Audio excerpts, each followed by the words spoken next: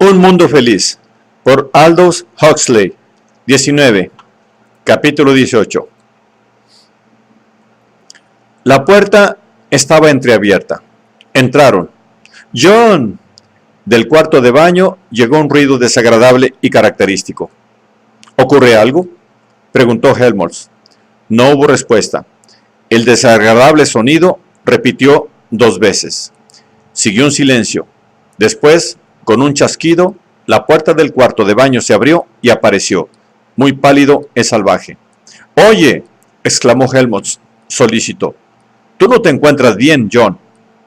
«¿Te sentó mal algo que comiste?», preguntó Bernard. El salvaje asintió. «Sí, comí civilización». «¿Cómo?». «Y me sentó mal, me enfermó». Y después, agregó en un tono de voz más bajo, «comí mi propia maldad». «Pero, ¿qué te pasa exactamente? Ahora mismo estabas...». «Ya estoy purificado», dijo el salvaje.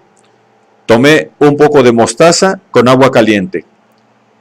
Los otros dos le miraron asombrados. «¿Quieres sugerir que lo has hecho a propósito?», preguntó Bernard. «Así es como se purifican los indios». John se sentó y, suspirando, se pasó una mano por la frente. «Descansaré unos minutos», dijo. «Estoy muy cansado». «Claro, no me extraña», dijo Helmholtz. Y tras una pausa, agregó en otro tono. «Hemos venido a despedirnos. Nos marchamos mañana por la mañana». «Sí, salimos mañana», dijo Bernard, en cuyo rostro el salvaje observó una nueva expresión de resignación decidida.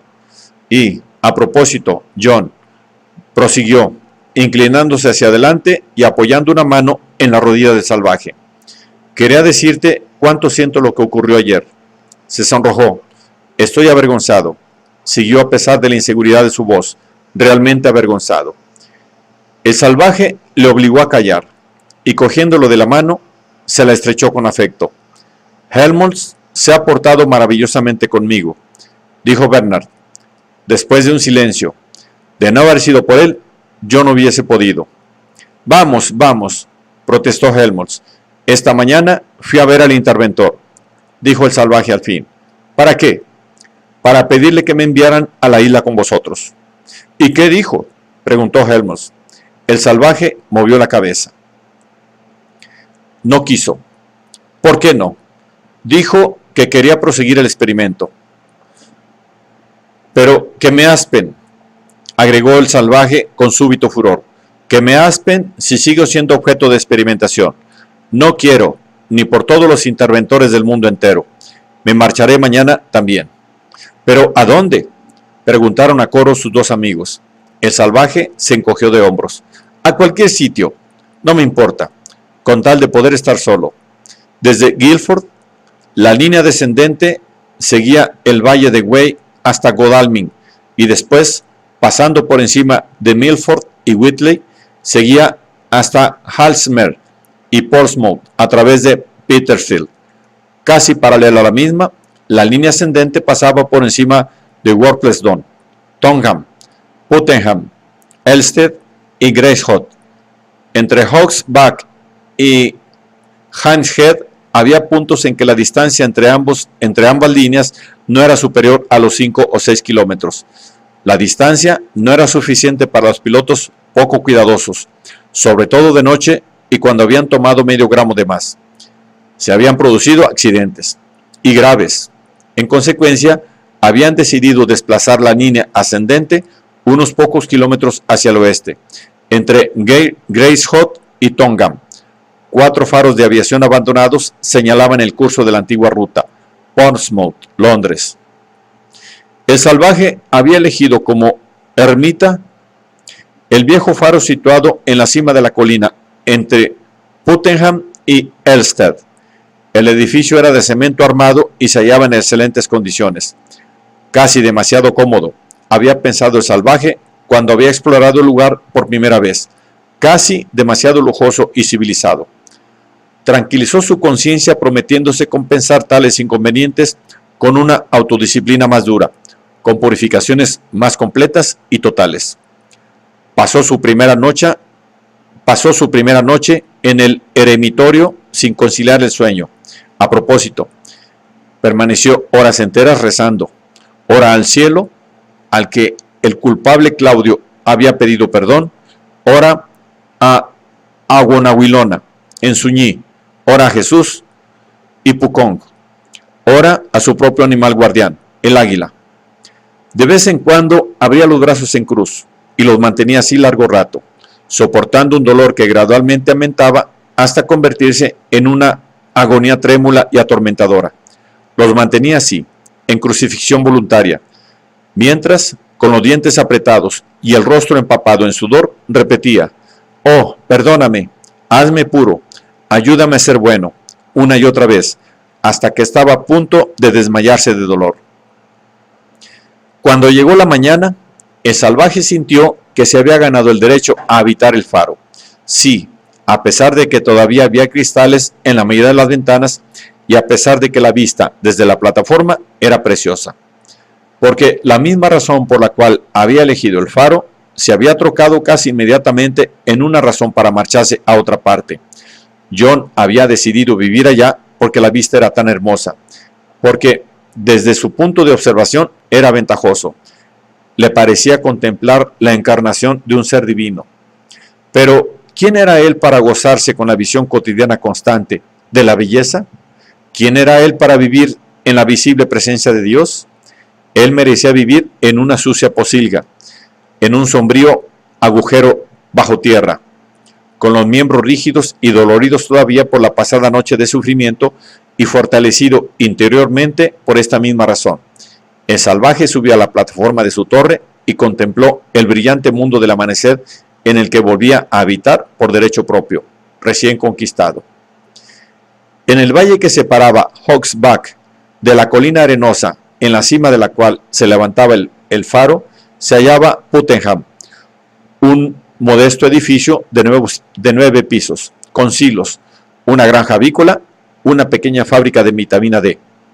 Al otro lado del faro, al sur, el terreno descendía en largas pendientes cubiertas de brazales en dirección a un rosario de lagunas. Más allá de estas lagunas, por encima de los bosques, se levantaba la torre de 14 pisos de Elstead. Borrosas, en el brumoso aire inglés, Hindhead y Selborne atraían las miradas hacia la azulada y romántica distancia. Pero no solo lo que se veía a distancia había atraído al salvaje a su faro. Lo que le rodeaba de cerca resultaba igualmente seductor. Los bosques, las extensiones abiertas de brezos y amarilla aliaga, los grupos de pinos silvestres, las lagunas y albercas relucientes, con sus abedules y sauces llorones, sus lirios de agua y sus alfombras de juntos, poseían una intensa belleza, y para unos ojos acostumbrados a la aridez del desierto americano, resultaban asombrosos. Y, además, la soledad. El salvaje pasaba días enteros sin ver a un solo hombre. El faro se hallaba solo a un cuarto de hora de vuelo de la torre de Charing-T, pero las colinas de Malpaís apenas eran más deshabitadas que aquel brezal de Surrey. Las multitudes que diariamente salían de Londres lo hacían solo para jugar al golf electromagnético o al tenis. La mayor parte del dinero que a su llegada John había recibido para sus gastos personales había sido empleado en la adquisición del equipo necesario. Antes de salir de Londres, el salvaje se había comprado 4 mantas de lana de viscosa, cuerdas, alambre, clavos, cola, unas pocas herramientas, cerillas, aunque pesaba construirse en un día un parauso para hacer fuego, algo de batería de cocina, 2 docenas de paquetes de semilla y 10 kilos de harina de trigo. No quiero almidón sintético ni sucedáneo de harina de desperdicios de algodón, había insistido, aunque sean muy nutritivos. En cuanto a las galletas panglandulares y el sucedáneo vitaminado de whey, no había podido resistir a las dotes persuasivas del tendero. Ahora, mirando las latas que tenía en su poder, se reprochaba amargamente su debilidad. Odiosos productos de la civilización.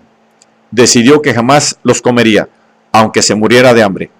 Les daré una lección, pensó vengativamente, y de paso se la daría a sí mismo.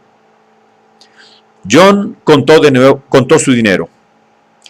John contó su dinero. Esperaba que lo poco que le quedaba le bastaría para pasar el invierno. Cuando llegara la primavera, su huerto produciría lo suficiente para permitirle vivir con independencia del mundo exterior. Entretanto, siempre quedaba el recurso de la caza. Había visto muchos conejos, y en las lagunas había aves acuáticas. Inmediatamente se puso a construir un arco y las correspondientes flechas. Cerca del faro crecían fresnos, y para las varas de las flechas no faltaban avellanos, llenos de serpollos rectos y hermosos. Empezó por batir un fresno joven. Cortó un trozo de tronco liso, sin ramas, de casi 2 metros de longitud. Lo despojó de la corteza y capa por capa fue quitándole la madera blanca, tal como le había enseñado a hacer el viejo Mitsima, hasta que obtuvo una vara de la misma altura, rígida y gruesa en el centro, ágil y flexible en los ahusados extremos. Aquel trabajo le produjo un placer muy intenso. Tras aquellas semanas de ocio en Londres, durante los cuales, cuando deseaba algo, le bastaba pulsar un botón o girar una manija, fue para él una delicia hacer algo que exigía habilidad y paciencia. Casi había terminado de dar forma al arco cuando se dio cuenta, con un sobresalto, de que estaba cantando. Fue como si, tropezando consigo mismo desde fuera, se hubiese descubierto de pronto en flagrante delito. Se sonrojó, abochornado. Al fin y al cabo, no había ido allá para cantar y divertirse, sino para escapar al contagio de la vida civilizada, para purificarse y mejorarse, para enmendarse de una manera activa. Comprendió, decepcionado, que, absorto en la confección de su barco, había olvidado lo que se había jurado a sí mismo recordar siempre: la pobre Linda, su propia asesina violencia para con ella, los odiosos mellizos que pululaban como gusanos alrededor de su lecho de muerte, profanando con su sola presencia no solo el dolor y los remordimientos del propio John, sino a los mismos dioses. Había jurado recordar, había jurado reparar incesantemente, y ella estaba trabajando, y allá estaba trabajando en su arco y cantando, así, tal como suena, cantando. Entró en el faro, abrió el bote de mostaza y puso a hervir agua en el fuego. Media hora después, 3 campesinos deltamenos de uno de los grupos de Bokanowski de Puttenham se dirigían en camión hacia Elstead, y desde lo alto de la colina quedaron asombrados al ver a un joven de pie en el exterior del faro abandonado, desnudo hasta la cintura y azotándose a sí mismo con un látigo de cuerdas de nudos. La espalda del joven aparecía cruzada horizontalmente por rayas escarlata, y entre surco y surco discurrían hilillos de sangre. El conductor del camión detuvo el vehículo a un lado de la carretera y, junto con sus 2 compañeros, se quedó mirando boquiabierto aquel espectáculo extraordinario. 1, 2, 3, contaron los azotes. Después del 8º latigazo, el joven interrumpió su castigo, corrió hacia el borde del bosque y allá vomitó violentamente. Luego volvió a coger el látigo y siguió azotándose. 9, 10, 11, 12. ¡Ford!, murmuró el conductor. Y los mellizos fueron de la misma opinión. ¡Reford!, dijeron. 3 días más tarde, como los búhos a la vista de una carroña, llegaron los periodistas. Secado y endurecido al fuego lento de leña verde, el arco ya estaba listo. El salvaje trabajaba afanosamente en sus flechas. Había cortado y secado 30 varas de avellano, y las había guarnecido en la punta con aguzados clavos firmemente sujetos. Una noche había efectuado una incursión a la granja avícola de Puttenham y ahora tenía plumas suficientes para equipar a todo un ejército. Estaba empeñado en la tarea de acoplar las plumas a las flechas cuando el primer periodista lo encontró. Silenciosamente, calzado con sus zapatos neumáticos, el hombre se le acercó por detrás. «Buenos días, Mr. Salvaje», dijo. «Soy el enviado del radio horario».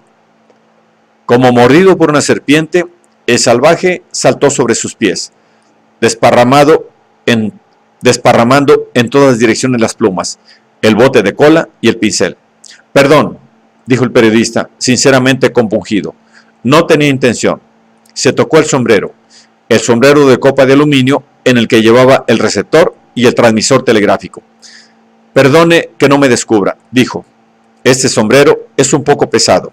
Bien, como le decía, me ha enviado el radio. ¿Qué quiere?, preguntó el salvaje, ceñudo.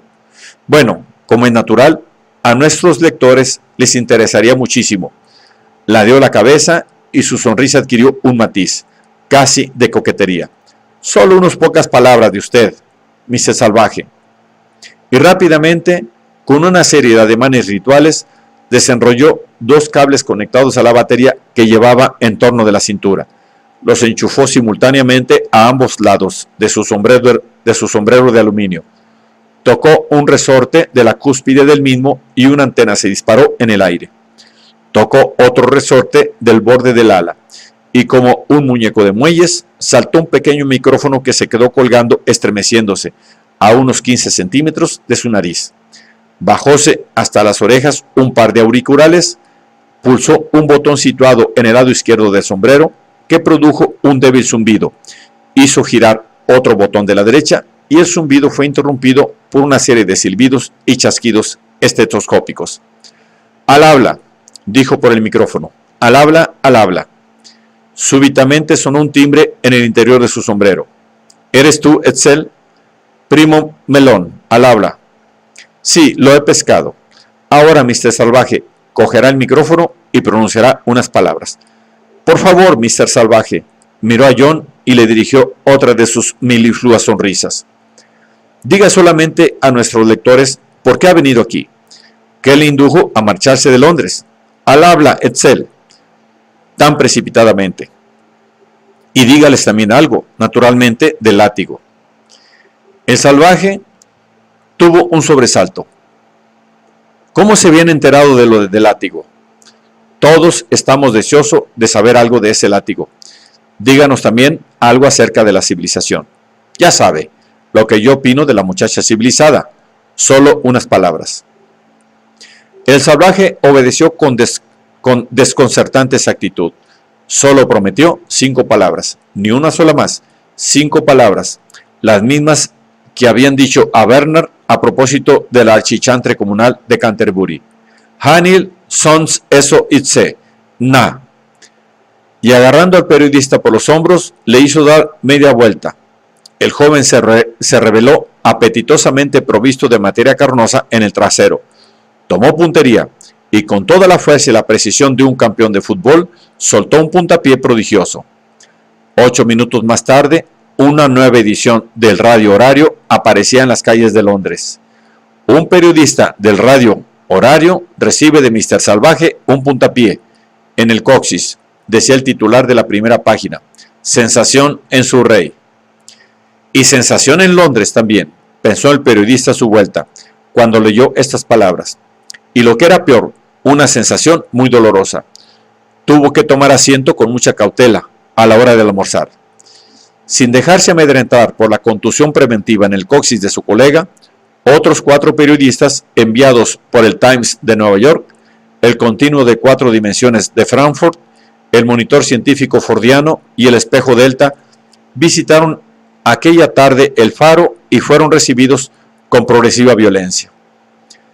Desde una distancia prudencial y frotándose todavía las doloridas nalgas, el periodista del Monitor Científico Fordiano gritó: «¡Pedazo de tonto! ¿Por qué no toma un poco de soma?» «¡Fuera de aquí!», contestó el salvaje. El otro se alejó unos pasos y se volvió. El mal se convierte en algo irreal, con un par de gramos. «Kawokwa, Yatokai». El dolor es una ilusión. «Ah, sí», dijo el salvaje, y agarrando una gruesa vara, avanzó un paso. El enviado del Monitor Científico Fordiano echó a correr hacia su helicóptero. A partir de aquel momento, el salvaje gozó de paz por un tiempo. Llegaron unos cuantos helicópteros que volaron por encima de la torre, inquisitivamente. John disparó una flecha contra el que más se había acercado. La flecha traspasó el suelo de aluminio de la cabina. Se oyó un agudo gemido. y el aparato ascendió como un cohete con toda la rapidez que el motor lograba imprimirle. Los demás, desde aquel momento, mantuvieron respetuosamente las distancias. Sin hacer caso de su molesto zumbido, el salvaje se veía a sí mismo como uno de los pretendientes de la doncella de Matsaki, tenaz y resistente entre los alados insectos. El salvaje trabajaba en su futuro huerto. Al cabo de un tiempo, los insectos, por lo visto, se cansaron y se alejaron volando. Durante unas horas, el cielo sobre su cabeza permaneció desierto y, excepto por las alondras, silencioso. Hacía un calor asfixiante y había aires de tormenta. John se había pasado la mañana cavando y ahora descansaba tendido en el suelo. De pronto, el recuerdo de Lenina se transformó en una presencia real, desnuda y tangible, que le decía, cariño, y abrázame, con solo las medias y los zapatos puestos, perfumada, impúdica zorra. Pero, sus brazos en torno de su cuello, los senos erguidos, sus labios, la eternidad estaba en nuestros labios y en nuestros ojos. Lenina, no, no, no, no. El salvaje saltó sobre sus pies y, desnudo como iba, salió corriendo de la casa. Junto al límite donde empezaban los brezales crecían unas matas de enebro espinoso.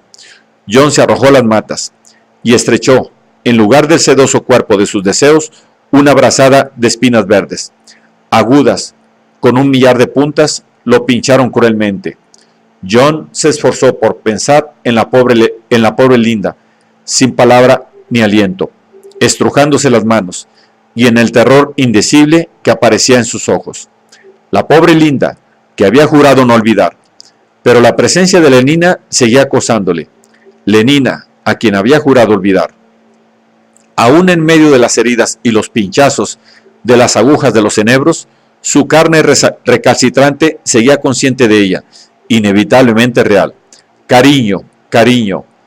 Sí, también tú me deseabas. ¿Por qué no lo decías? El látigo estaba colgado de un clavo, detrás de la puerta, siempre a mano ante la posible llegada de periodistas. En un acceso de furor, el salvaje volvió corriendo a la casa, lo cogió y lo levantó en el aire. Las cuerdas de nudos mordieron su carne. ¡Zorra! ¡Zorra!, gritaba a cada latigazo, como si fuese a Lenina, y con qué frecuencia, aún sin saberlo, deseaba que lo fuera. Blanca, cálida, perfumada, infame, a quien así azotaba. ¡Zorra! Y después, con voz de desesperación, ¡oh, Linda! Perdóname, perdóname, Dios mío, soy malo, soy pérfido, soy...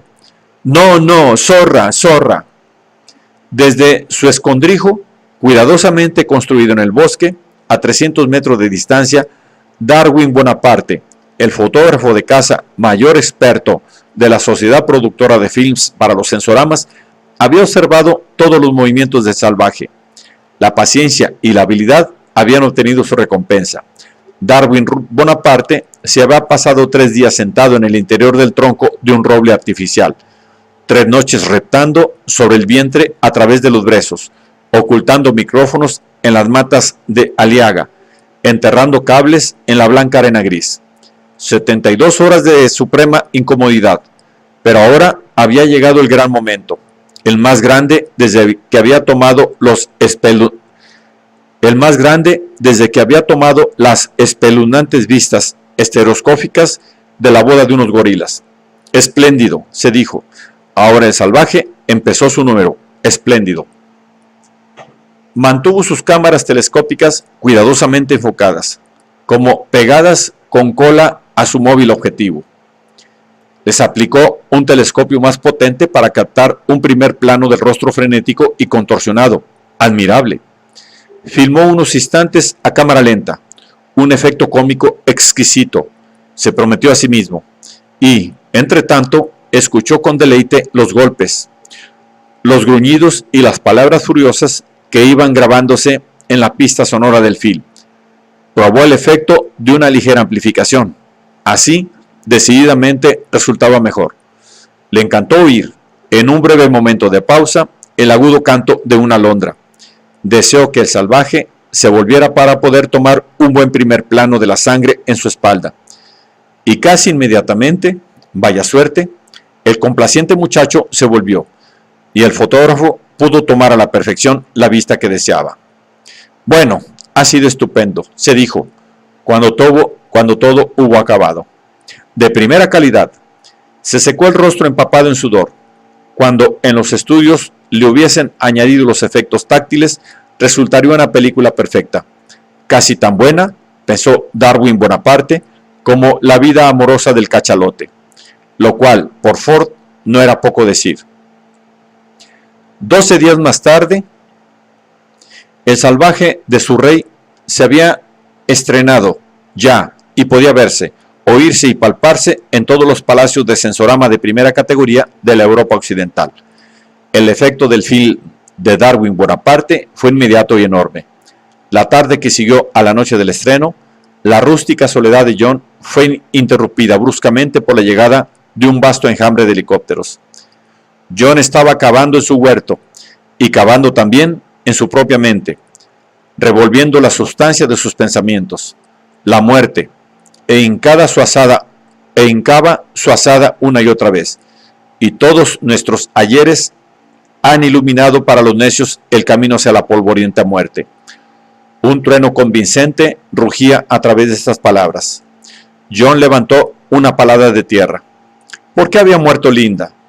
¿Por qué le había dejado perder progresivamente su condición humana? Y al fin, el salvaje sintió un escalofrío, y al fin se había convertido en una buena carroña para besar. Apoyó el pie en el borde de la pala y la hincó profundamente en el suelo. Somos para los dioses como moscas en manos de chiquillos caprichosos. Nos matan como en un juego. Otro trueno, palabras que por sí mismas se proclamaban verdaderas, más verdaderas, en cierto modo, que la misma verdad. Y, sin embargo, el mismo Gloucester los había llamado dioses eternamente amables. Además, el mejor de los descansos es el sueño, y tú a menudo lo buscas. Sin embargo, temes torpemente la muerte, que es la misma cosa.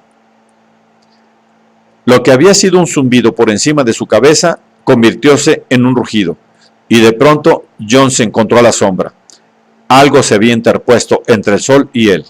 Sobresaltado, levantó los ojos de su tarea y de sus pensamientos. Levantó los ojos como deslumbrado, con la mente vagando todavía por aquel otro mundo de palabras más verdaderas que la misma verdad, concentrada todavía en las inmensidades de la muerte y la divinidad.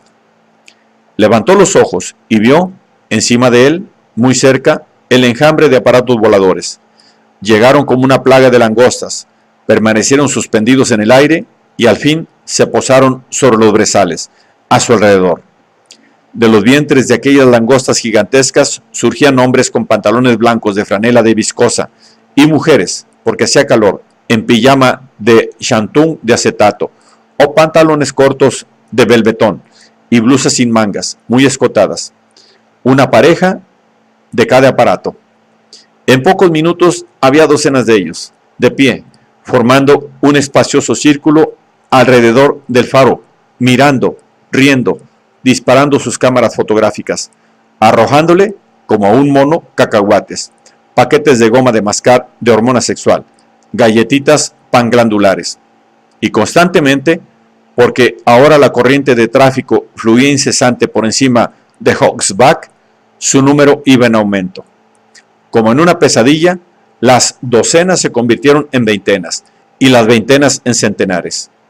El salvaje se había retirado buscando cobijo y ahora, en la actitud de un animal acorralado, permanecía de pie, de espaldas al muro del faro, mirando aquellas caras con expresión de mudo horror como un hombre que hubiese perdido el juicio. El impacto en su mejilla de un paquete de chicle bien dirigido lo sacó de su estupor para devolverle a la realidad un dolor agudo y despertó del todo en una explosión de ira. ¡Fuera!, gritó. El mono había hablado. Estallaron risas. ¡Viva el buen salvaje! ¡Viva! ¡Viva! Y entre aquella babel de gritos, John gritó: ¡El látigo! ¡El látigo! ¡El látigo!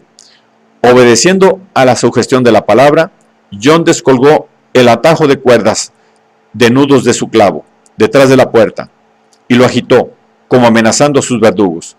Brotó un clamor de irónico entusiasmo. John avanzó amenazadoramente hacia ellos. Una mujer chilló asustada. La línea de mirones osciló en el punto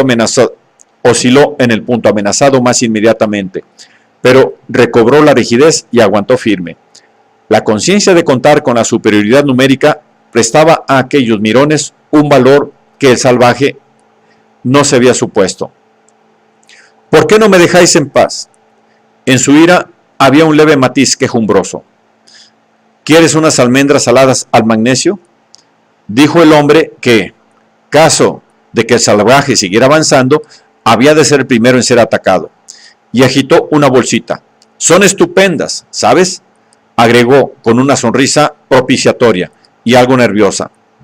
Y las sales de magnesio te mantendrán joven. ¿Qué queréis de mí?, preguntó, volviéndose de un rostro sonriente a otro. ¿Qué queréis de mí? El látigo, contestó un centenares de voces, confusamente. Haz el número del látigo. Queremos ver el número del látigo. Entonces, un grupo situado a un extremo de la línea empezó a gritar al unísono y rítmicamente. ¡El látigo!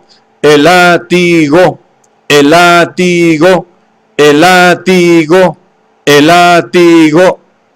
Gritaban todos a la vez, y embriagados por el ruido, por la unanimidad, por la sensación de comunidad rítmica, daban la impresión de que hubiesen podido seguir gritando así durante horas enteras, casi indefinidamente.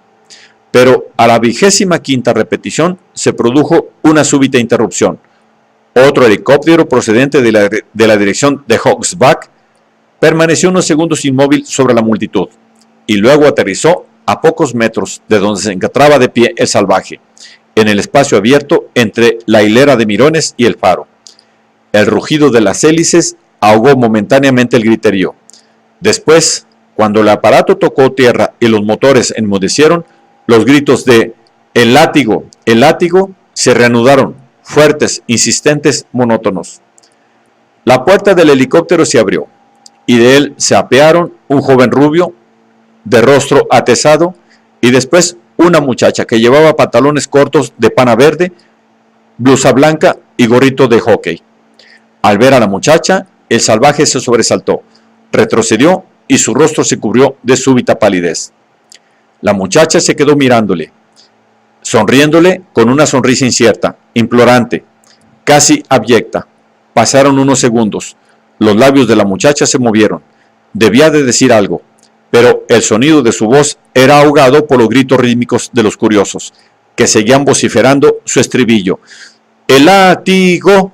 ¡El látigo!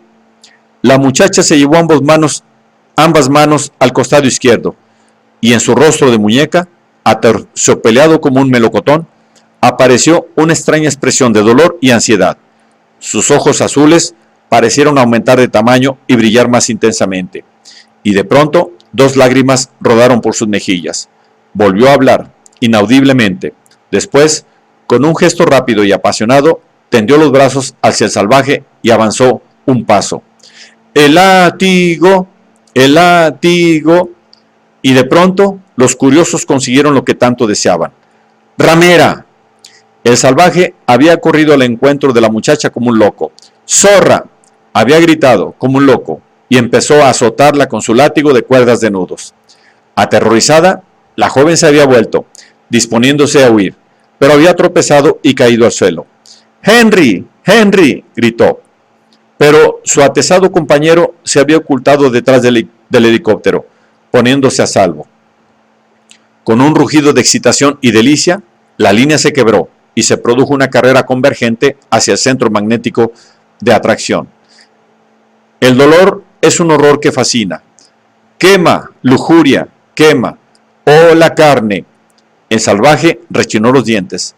Esta vez el látigo cayó sobre sus propios hombros. ¡Mátala! ¡Mátala! Arrastrados por la fascinación del horror que produce el espectáculo del dolor e impelidos íntimamente por el hábito de cooperación, por el deseo de unanimidad y comunión que su condicionamiento había hecho arraigar en ellos, los curiosos empezaron a imitar el frenesí de los gestos del salvaje. golpeándose unos a otros cada vez que éste azotaba su propia carne rebelde o aquella regordeta encarnación de la torpeza carnal que se retorcía sobre la maleza, a sus pies. ¡Mátala! ¡Mátala! ¡Mátala! Seguía gritando el salvaje. Después, de pronto, alguien empezó a cantar. Orgía, porfía. Y al cabo de un instante, todos repetían el estribillo y, cantando, habían empezado a bailar. Orgía, porfía. Vueltas y más vueltas, pegándose unos a otros al compás de 6x8. Orgía, porfía. Era más de medianoche cuando el último helicóptero despegó. Obnubilado por el soma y agotado por el prolongado frenesí de sensualidad, el salvaje yacía durmiendo sobre los brezos.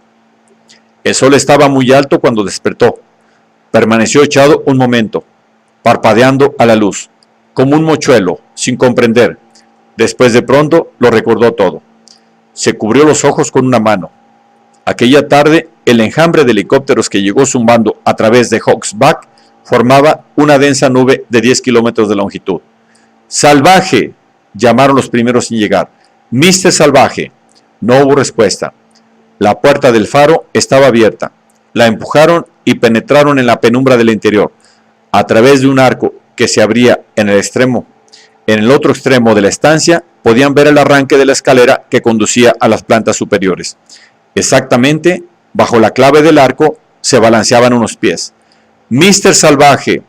Lentamente, muy lentamente, como dos agujas de brújula, los pies giraban hacia la derecha. Norte, nordeste, este, sudeste, sur, sudeste. Después se detuvieron y al cabo de unos pocos segundos giraron con idéntica calma hacia la izquierda. Sudoeste, sur, sudeste, este.